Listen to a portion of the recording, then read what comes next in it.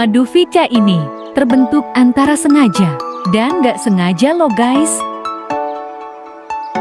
Nggak direncanain banget untuk menciptain produk satu ini.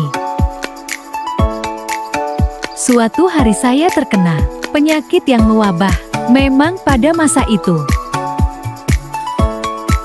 Batuk, sakit kepala yang luar biasa, demam tinggi dan nyeri sendi. Dan obat andalan saya tidak mampu mengatasinya. Finally saya carilah racikan-racikan baru. Dan Madu Vica ini, alhamdulillah lahir sejak kesembuhan saya itu.